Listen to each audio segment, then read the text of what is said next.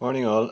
Today we're going to start with the 2008 cash flow statement, and it's going to be a 100-mark cash flow statement. So first thing to start with is look at the you are required to part, and the difference, or the big difference between this and the 60 mark, is that you are required to prepare an abridged profit and loss account to ascertain the operating profit for the year ending, whatever it happens to be, and then you have to do the usual cash flow statement and two reconciliation statements. So if you look at the question itself, the difference in what they provide for you is they don't give you the abridged profit and loss account, because you must do that in part one. They do give you the two balance sheets as usual, and they give you a little bit more information underneath instead of the 3 points they give in the 60-mark question. So, just to start off with then, the first part is the abridged profit and loss. Now what I've done is I've just created a template up here for the abridged profit and loss. This is something you will need to learn, I suppose. I presume you know it already. You know, the things that go in after the operating profit in a profit and loss account. If you needed reminding on the day though, one thing you could do is, if you look back at question 5, and there's a question 5 in every paper, obviously you'll see a little bit of the I suppose the entries that go into a profit and loss account after the operating profit there, so you don't have to remember everything. It shows you've got two profit and loss balances and a dividends and interest for the year. Now you have to take into account that their net profit might be in the incorrect place, but you do have some items there to remind you anyway. But ultimately you'll need to know this format. Now one other thing to be said about this before we launch into it is we have all the usual things here, profit and loss, retained profit, dividends paid, all of these things. There could be one extra thing up here between the operating profit and the profit before taxation, and that is if there's any investment income receivable during the year. Okay, so in this question there's only debenture interest payable, but if there was investment income, that would have to go in there also. Okay, so here's how we normally tackle this. You can, if you want, write out a template like this beforehand and then fill in the figures afterwards, or you can just fill in the details and the figures as you go along.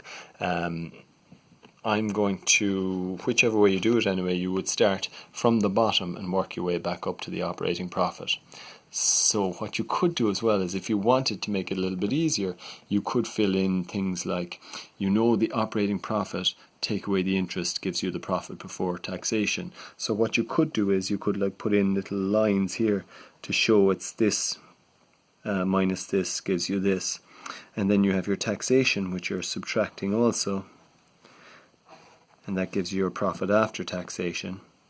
And then your dividends, you'll be subtracting that also, and that will give you your retained profit, and you know that you add that to your profit and loss balance from the start of the year to give your profit and loss balance that you bring forward to the balance sheet or at the end of the year. Okay, so I guess I could just put in a minus here for the interest as well. Okay, so if you want, you can do that first, if that might help you as you're going through it, because working backwards can be hard to visualize sometimes.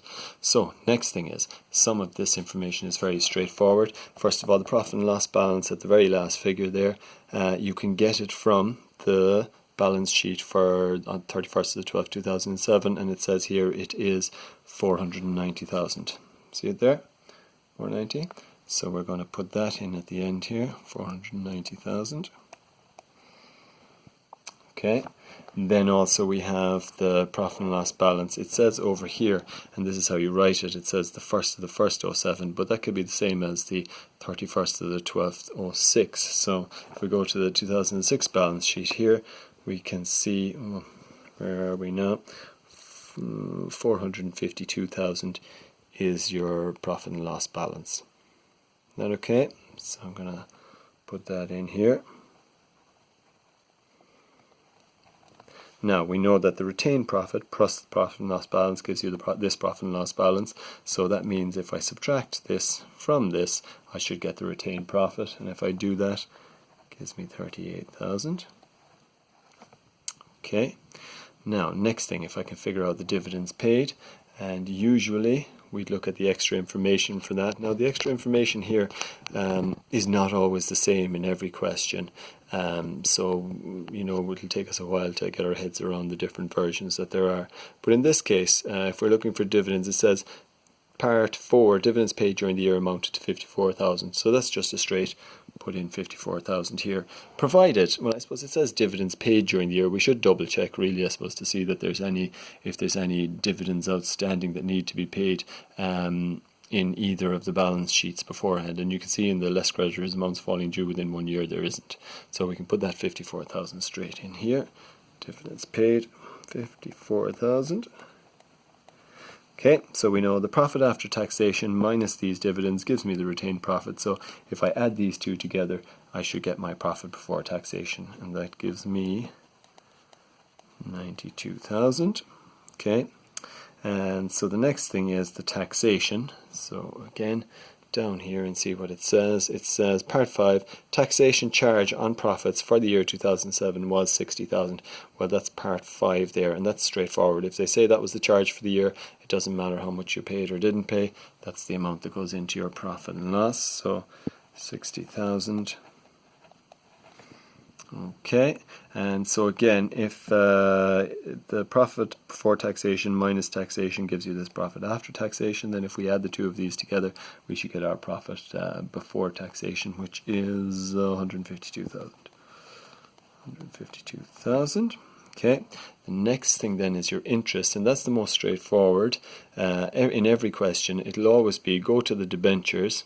Remember, this profit and loss account is for the year ended 2007, so we look at the 2007 balance sheet and we see 10% debentures, 170,000. So the interest you should be paying, and that's what goes into the profit and loss account, is 10% of 170,000, which is 17,000. So we put that in here, 17,000. Now, that's usually, it's always that calculation you do, whatever percentage, but there is an odd wrinkle. Sometimes you will get in a question, you'll see this as we go through them, you'll get something like, this is 170,000, we'll say, but there'll be something in brackets after the debentures saying that you paid off some debentures, we say 30,000 worth of debentures on the 31st of the 12th, 2007. Which means that right before the end of the year, right before you made this balance sheet, the debentures had been 200,000. And really, if you just paid them off on the very last day of the year, then you owe a year's interest on that 30,000 and on the 170,000 really. So you would be in that case getting 10% of 200,000 and putting it in. So that's the only other, I suppose, different type of way I've seen interest coming up. So almost done then. Next thing then is just to say if the operating profit minus 17,000 gives you this profit before taxation, then if I add 17 back on, I get the operating profit, which is 169,000.